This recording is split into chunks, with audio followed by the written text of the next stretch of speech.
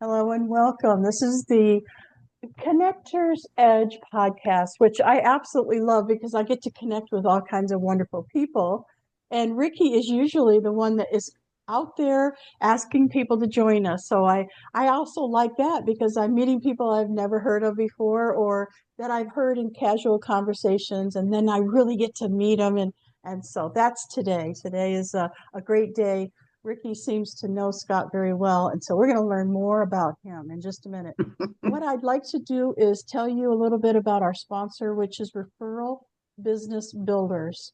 Referral Business Builders is an online community, and we also have a Houston chapter, and we're looking for more chapters. So if you want to run a chapter yourself, feel free to let us know. We'd be grateful to explain it to you. What it is about connection, connecting people, and that's really what it is all about. It's about people. So people have businesses, people have dreams, people have ideas. They want to share their past, they want to share their goals. And that's really what Referral Business Builders is all about, is connecting people with people who have dreams and businesses. So today's no exception, and I can't wait to get going. I want to tell you a little bit about it because I think it's important that you understand that we have a lot of things going on because it is online. Every Monday morning at 7:30 Central, we have a book club. It's a business book club. Right now we're reading a book called The Big Leap by Gay Hendricks. And so you can join in and feel free to, uh, I don't know, just express how that chapter, whatever chapter Oh we're yeah. reading, is affecting you. And to Mm-hmm. me, I learn more about me and the personal person that I am by talking to people Yep. about the same book and the same chapter that we're reading. So I Yeah. love that. We also have other things going on during the month.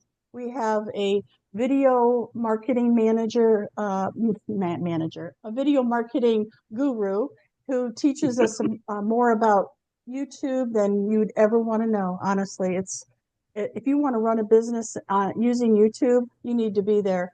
We also have a lady who is, believe it or not, an online yoga instructor who is excellent at marketing, and she has a group called Marketing Made Easy once a month. And then for me, this Thursday is my turn, and I'm teaching software and a little bit of more about business. I've been in business since who knows when, long time ago. And I find that people have an affinity to doing things that are current, like AI and video marketing and all the things that I have experience in, and I love it. So I'm not going to bore you with any more details. I want to get right into Scott and finding out more about him and saying good morning. Oh, I just did it, didn't I? Or good evening or good afternoon.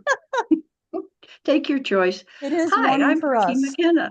I'm the other half of her, wherever she is. I happen to As be in far as the Texas right podcast. now.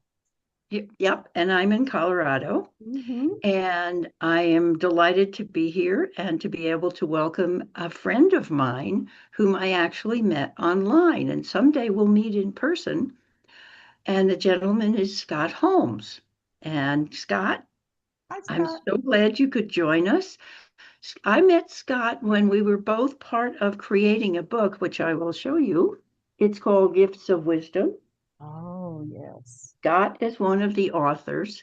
And through the process of putting the book together, of creating, each of us did a chapter. We got to know each other. We met a couple of times a month to begin with, and online, and we really it became, it's like old friends. Hmm. And someday we'll get to meet in person, Scott, I hope. In the meantime, I've invited Scott to join us because he is lots of things I can say about Scott. He's brilliant, he's calm, he's compassionate, he's a gentleman, and he has wisdom that I'm hoping, I know he'll share some of that with us today. So without further ado, Scott Holmes, please come join us. Well, I thank you very much. And I'm talking to you from Boston, Mass, Ah, um, from the East Coast. So, Ricky and I were really, it was beautiful to be able to meet through the book collaborations. yeah. Um, in writing, for me, I have found in my journey, um, and I'll get into the story real quick, but in my journey, writing is really where I get to express, much like you said, Marian. When you're talking to people and you're delving into it and you're sharing that when in a safe space, it's it really brings out that part of you, that authentic part of you. And what I Mhm. find is that when I'm doing the writing, that that's my safe space. And even though millions of people could read it, Mhm. yeah, it's a wonderful, yes, yes, we always cross our fingers with that. But even though that many people, and it's going to go on, once it's in the digital and it's out there, it's forever and can be found, that it is a part of my growth and it's amazing. So my journey started really back, my wife passed after a 20-year battle with breast cancer. Um, at 39 years old, she found out that she had had breast cancer, which was very odd. She had had a kind of a prophylactic mammogram, and they found breast cancer within her. So we Mm. had 20 years of that. I also had lost my daughter when she was 15 years old. She had gotten sick when she was 13 months old, herpes encephalitis, and it stopped just short of killing her at that point, but she became multiply involved, multiply handicapped. So most of my adult life was caregiving, caretaking, Mm. and being in survival mode. And when you're in survival mode that long, everything just closes right in Oh, yes. because the only thing that matters is the crisis that's right in front of you and Mm. trying to survive. I also had two older daughters that we were trying to maintain a bit of integrity with because, they had a life. They had the opportunity to live a regular life.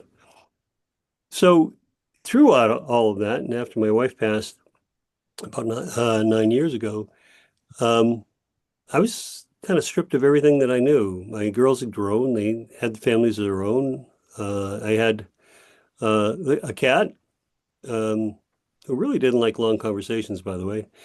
Would kind of look at me and just kind of walk away. And I'm rolling around in a house all by myself. And my entire adult life, it was really all about people being involved. And so here I was, and I felt very estranged and very isolated and very uncomfortable, by the way, being with myself. It Mm. was the first time I had had quiet time, Ooh. and it scared the heck out of me. I I'll think it's tell you, called it's empty nesting, and most women Yeah. talk about empty nester yes. syndrome. Well, when my kids left, it was quieter, but when my wife passed, and I was living by myself, man. So getting to know me was very hard. I had stuffed all those emotions down because I had to be the strong one. I had to be the man, I always put on the cape and I flew and I saved everybody else. But I didn't know who I was or what I felt or how it was going through that. And yes, I've talked to a number of people, mostly women, who are kind of alone a lot of times, as men have a tendency to die earlier. Um, and they have that same type of thing going on. So a friend of mine said, "Hey, um, I'm going to do Reiki." I said, "Nah, I had that once. That was nothing." And they said, "No, why don't you come along?" So I did Reiki 1 and I started doing self Reiki. And all of a sudden, things started falling away. And I went, there is something to this. I went to Reiki 2 and I started seeing things that I didn't realize, the energy, the doing the energy works, feeling things in myself that I didn't know were there. And I realized I had the ability to help other people in showing them what I was doing. Mm. I then became a Reiki master. a Reiki master teacher, and I've learned through the years of my ability to see people's pain, to be able to see where they have pain, to be able to move energy so that they can relieve their pain. Um, I always have that. I don't know if how you feel about it. I always have that question when somebody calls themselves a healer. It's kind of used healer. I, I never felt comfortable with that. I can alleviate pain in people. I can help do that. I do that now with hospice. I do hospice work with patients, especially chemo, end stage, to be able to give them relief, to be able to quiet their nervous system, to be able to, give them energy to be able to calm down. And some of them, it's the first time that they've had a chance for their mind to rest and relax and give them a safe space.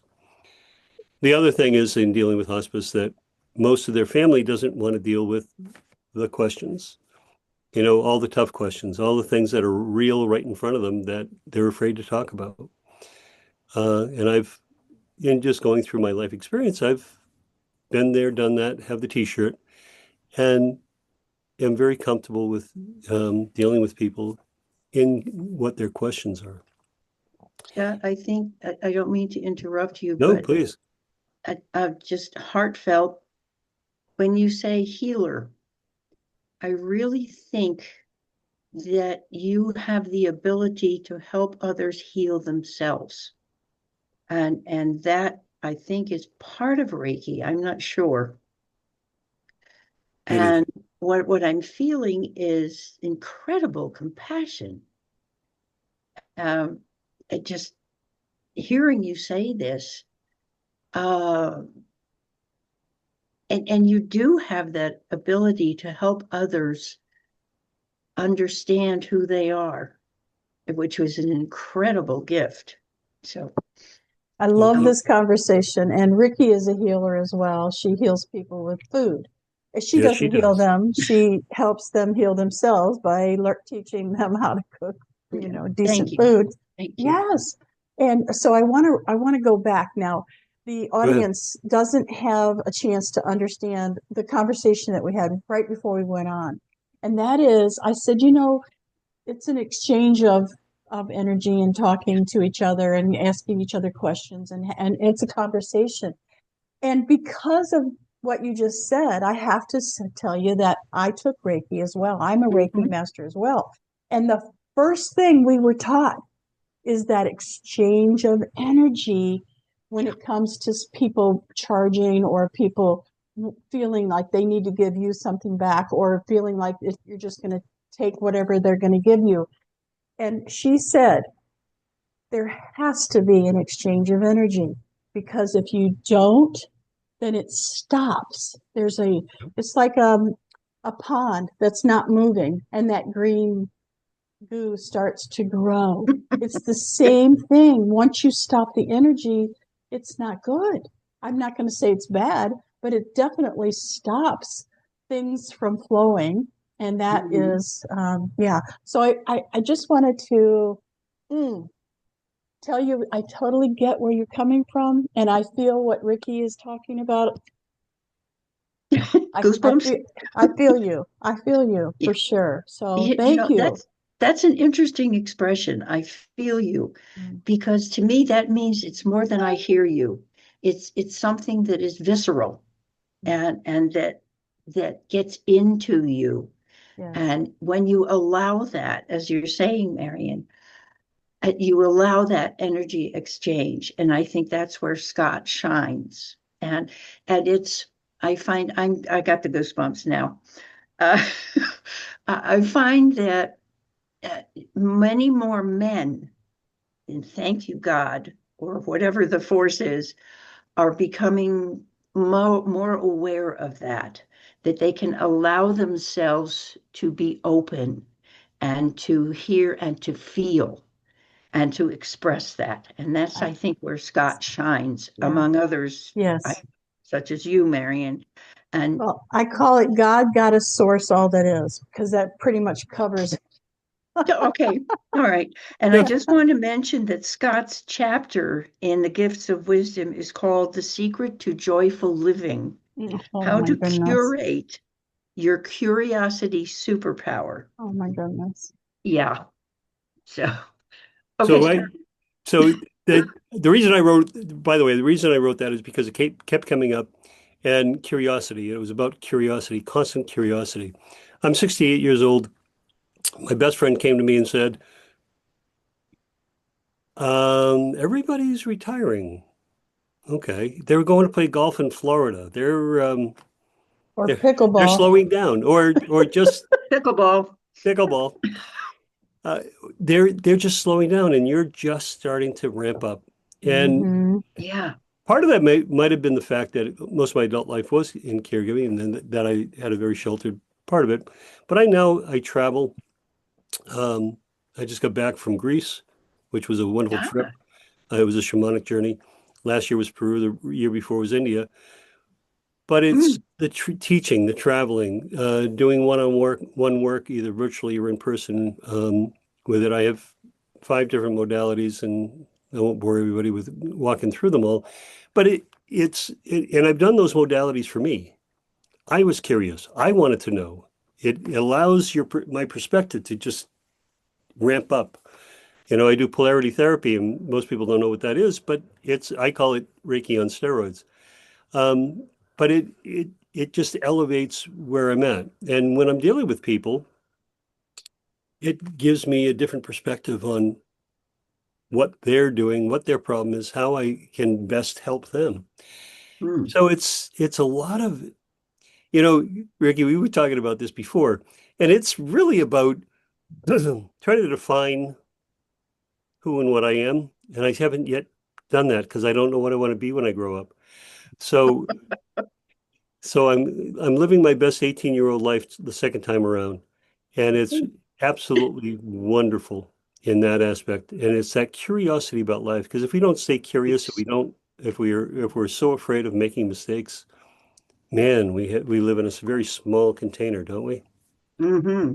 It's funny. I love that you said 18-year-old because I just flipped my numbers around. I'm 81. And they said, no, actually, I'm 18. 18. I'd rather go for that at this point because that's how I feel sometimes. And it keeps me going. There's so much life, and I want to be part of it, and I want to make it happen, or however you want to put it. And I think that's what you're enjoying, Scott, and that joy comes out. You just it emanates from you and from Marian. And For for Marian. Marian and I have known each other probably what, 30 years? Probably. Yeah, Wow. I think so. I'd like And to talk a little bit more about hospice because I cared for a lady with Alzheimer's for, I oh don't even know, my, I quit counting how many years. She outlived everybody in 2 different hospices. yeah, Everybody was, well, family wanted to know, how much longer do you think? Her money's running out. I mean, it's not that everybody wanted her to die, but gee whiz, we wanted her to have some relief. She was suffering. And so everyone around her was suffering. yeah, Uh, Me as the caregiver, her family, everybody, I mean, it was so weird. We would see people come and go, come and go, come and go. And she just stayed. And she told me she was afraid to die. And that, I believe, stayed, even though all her memories, her physical oh yeah, body totally, she stayed because she was afraid. So I love the fact that you're out there spreading this joy, at, giving people more opportunities to think about, instead of the fear, switching it, turning it around, just like Ricki said with the 81 versus 18.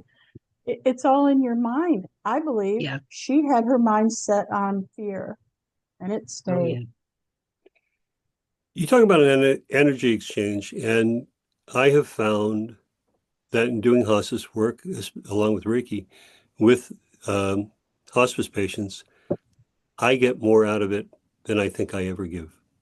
I truly, truly do. So just an example, there was a gentleman, and he was late stage, and I went to see him in the nursing home, and he was curled up in a ball in bed, and honestly just didn't react to anybody that came in. Wouldn't He was just that far gone.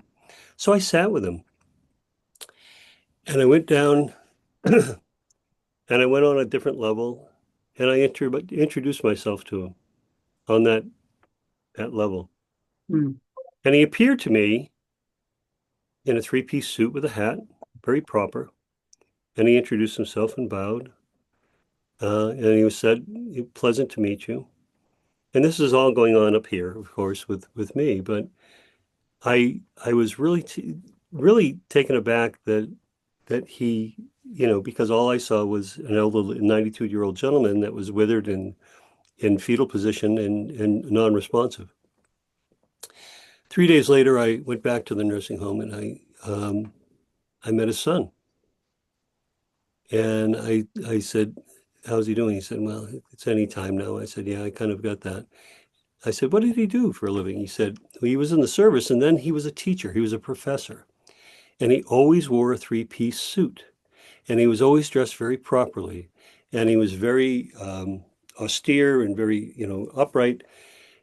And that was the person that I met when I kind of presented myself to him. And it really solidified my faith that when we do this work, it's so far beyond the physical. Yeah. Have you ever heard of the telepathy tapes? Yes. The telepathy tapes, no? Okay, it's a podcast and it's just really getting started. It's in season 2. The first season was amazing and woke a lot of people up to the abilities that people have when given the chance or training or just for some reason they have the ability to communicate with not words.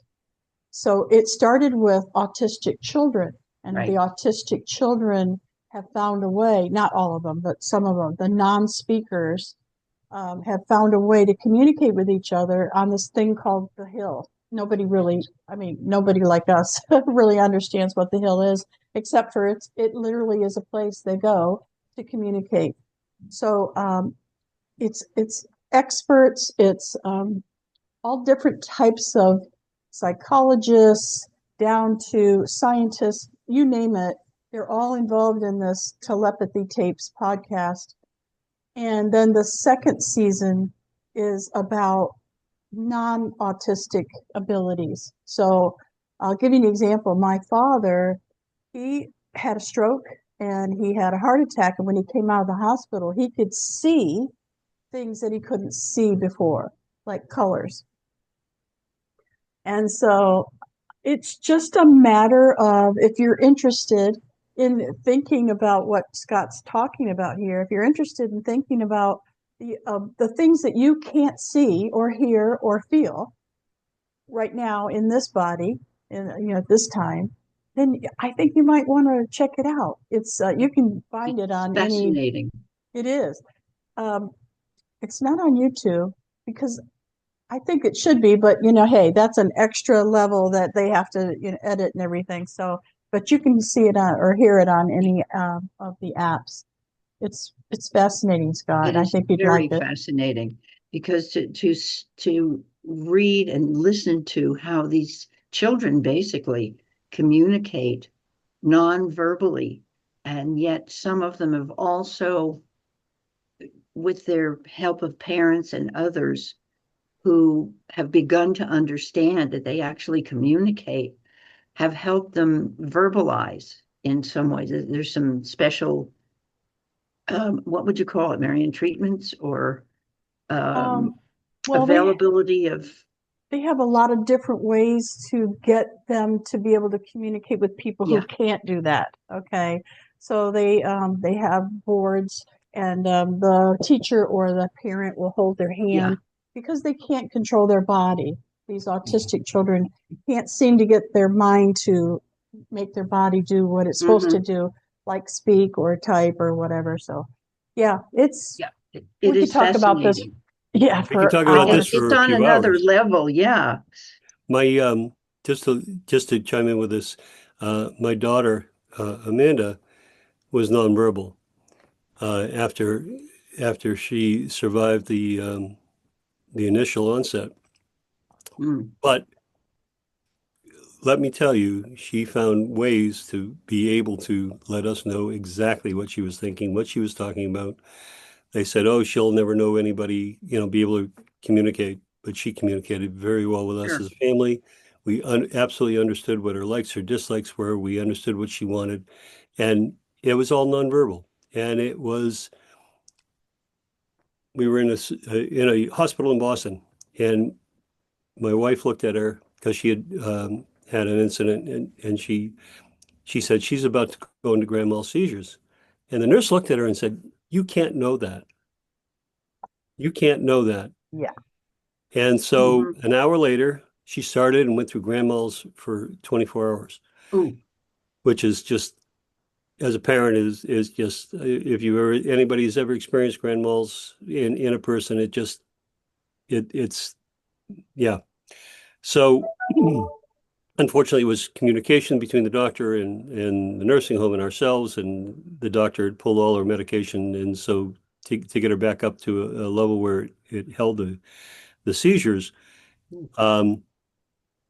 But my wife knew my daughter so well that she could tell by sight, just looking, and that communication. And when you don't rely on verbal, we do have an extraordinary, especially if you're a parent with your children, and we all been there where you see them and something's not quite right, or Yep. and nobody else would see it, but Yeah.